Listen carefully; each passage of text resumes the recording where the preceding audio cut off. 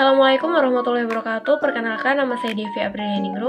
Saya akan menyampaikan sedikit review umum atau ringkasan materi dari mata kuliah Hukum dan Masyarakat. Resume ini saya buat sebagai bagian dari tugas ujian akhir semester yang dibimbing oleh Bapak Dr. Muhammad Julijanto, SAG MAG. Langsung saja untuk materi yang pertama mengenai hukum dan masyarakat.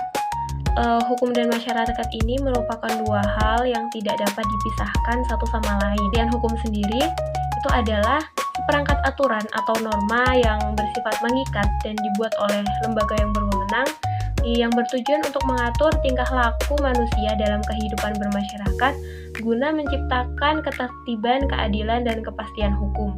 Dalam konteks hukum, masyarakat merupakan lingkungan tempat hukum tumbuh, berkembang, dan berfungsi. Dengan demikian, hukum dan masyarakat itu saling mempengaruhi. Untuk materi yang kedua tentang hukum dan kenyataan masyarakat. Hukum yang tertulis dalam undang-undang itu belum tentu sama dengan hukum yang benar-benar berlaku di masyarakat. Dalam kenyataan, masyarakat itu sangatlah beragam. Ada kelompok masyarakat yang masih memegang kuat adat dan tradisi, ada yang hidup dalam budaya modern, dan ada pula yang berada di antara keduanya. Karena itulah, hukum itu tidak bisa bersifat kaku. Hukum itu perlu penyesuaian diri dengan realitas sosial agar dapat diterima dan dipatuhi oleh masyarakat. Untuk materi yang ketiga itu mengenai yuridis normatif dan yuridis empiris. Yang yuridis normatif dulu itu adalah cara mempelajari hukum berdasarkan norma atau aturan yang tertulis seperti undang-undang, peraturan pemerintah, dan putusan pengadilan. Pendekatan ini itu bersifat teoritis dan fokus pada bagaimana hukum sebenarnya berlaku menurut aturan resminya. Dan untuk pendekatan yuridis empirisnya itu sebaliknya, yaitu mempelajari hukum dari kenyataan yang terjadi di dalam masyarakat. Yang mana pendekatan ini itu meneliti bagaimana hukum ini benar-benar dijalankan dan apakah masyarakat itu mematuhinya, apakah aparat penegak hukumnya itu menegakkan hukum tersebut dengan baik, dan apa hambatannya. Kedua pendekatan ini, baik pendekatan yuridis empiris dan yuridis normatif, itu saling melengkapi. Untuk materi yang keempat mengenai masa pemikiran hukum, ini masa pemikiran hukum positivisme, yang mana mazhab ini itu adalah aliran pemikiran hukum yang memandang hukum sebagai aturan yang ditetapkan oleh lembaga resmi negara dan harus ditaati tanpa melihat apakah isinya itu adil atau tidak untuk masyarakat. Dalam pandangan ini, hukum itu dianggap sah jika dibuat sesuai prosedur formal, terlepas dari nilai moral atau agama yang menyertainya. Untuk tokoh utamanya dari mazhab ini itu adalah John Austin dan Hans Kelsen, yang mana John Austin ini melihat hukum sebagai perintah dari penguasa yang berdaulat, sedangkan menurut Hans Kelsen menekankan bahwa hukum itu adalah sistem normatif yang hierarkis dan harus dipahami secara logis serta ilmiah. Penggunaan dari pendekatan ini itu sangat berguna untuk menciptakan kepastian hukum dan ketertiban, karena setiap aturan itu dibuat berdasarkan prosedur dan berlaku secara umum. Selanjutnya yang kelima mengenai masa pemikiran hukum, sociological jurisprudence atau sosiologi hukum. Pada mazhab ini, melihat hukum bukan hanya sebagai kumpulan aturan tertulis saja, tetapi sebagai bagian dari kehidupan sosial yang nyata. Aliran ini menekankan bahwa hukum itu harus dipahami dalam konteks masyarakat tempat hukum itu berlaku. Untuk tokoh utamanya itu adalah Ross Copeland yang terkenal dengan gagasannya bahwa hukum itu adalah a tool of social engineering. Hukum itu adalah alat untuk membentuk dan memperbaiki masyarakat.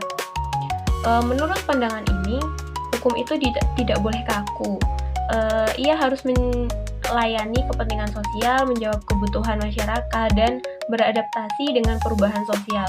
Bila suatu aturan hukum itu tidak lagi sesuai dengan kondisi masyarakat, maka aturan tersebut itu perlu dikaji ulang, bahkan bisa saja dapat diubah. Pendekatan ini itu juga menjadikan hukum itu lebih responsif dan manusiawi. mempertimbangkan bagaimana masyarakat itu hidup, berpikir, dan berperilaku. Materi yang keenam masih masa pemikiran hukum, living law, dan utilitarianisme.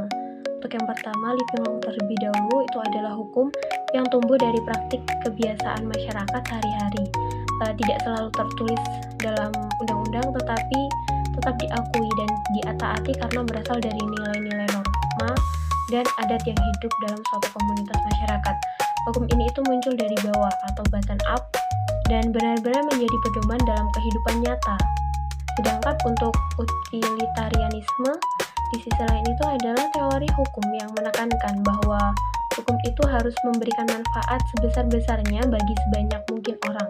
Digabungkan antara living law dan utilitarianisme ini, maka hukum itu tidak hanya menjadi aturan formal dari negara, tetapi juga harus mempertimbangkan kebiasaan sosial dan manfaat nyata bagi masyarakat.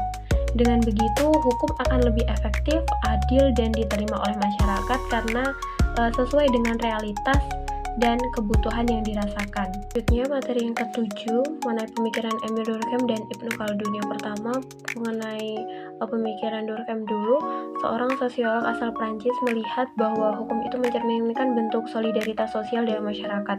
Dan itu, menurut Ibnu Khaldun, pemikir muslim abad ke-14 ini memandang hukum sebagai bagian dari kekuatan sosial dan politik dalam sejarah umat manusia. Ia menekankan pentingnya al-sabiyah atau solidaritas kelompok. Menurut Ibnu Khaldun juga menunjukkan bahwa hukum itu tidak netral, bergerak seiring dengan dinamika kekuasaan. Ya, materi yang ke-8 itu pemikiran Max Weber dan H.L. Hart. Yang pertama, pemikiran dari Max Weber itu mengelompokkan kekuasaan hukum menjadi 3 jenis, yaitu tradisional, karismatik, dan rasional legal. Dalam masyarakat modern, kekuasaan hukum itu paling banyak berjalan dengan cara rasional legal, di mana hukum itu dibuat berdasarkan aturan yang jelas dan prosedur yang sistematis. Sementara itu, menurut H.L. Hart, mengembangkan teori hukum dengan membagi hukum menjadi 2 jenis aturan. Primer itu mengatur perilaku dasar masyarakat seperti larangan, mencuri, ataupun membunuh. Untuk aturan sekundernya itu mengatur bagaimana aturan itu dibuat, diubah, dan ditegakkan. Hart juga memperkenalkan konsep rules of recognition, yaitu aturan dasar yang digunakan oleh masyarakat untuk menentukan aturan mana yang sah dan berlaku sebagai hukum. Kesembilan itu efektivitas hukum. Efektivitas hukum itu adalah sejauh mana hukum ini benar-benar dilaksanakan dan dipatuhi dalam kehidupan masyarakat.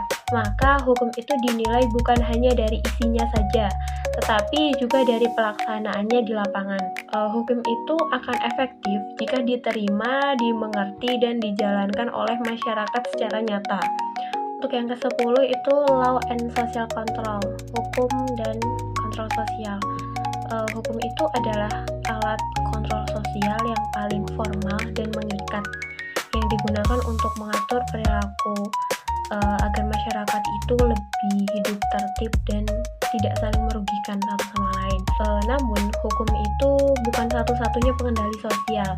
Ada norma adat, agama, dan kebiasaan sosial yang juga mengatur perilaku manusia. 11 itu mengenai pluralisme hukum.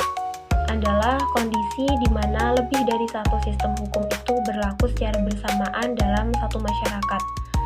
Di Indonesia ini contohnya terlihat pada keberadaan hukum negara, hukum adat, dan hukum agama yang semua itu berjalan berdampingan. Dan tiap sistem hukum ini itu memiliki cara tersendiri dalam menyelesaikan persoalan. Misalnya, sengketa warisan itu bisa diselesaikan melalui pengadilan negeri yang termasuk hukum negara, musyawarah adat termasuk hukum adat, dan pengadilan agama atau bisa sebagai hukum Islam, tergantung dari latar belakang masyarakatnya.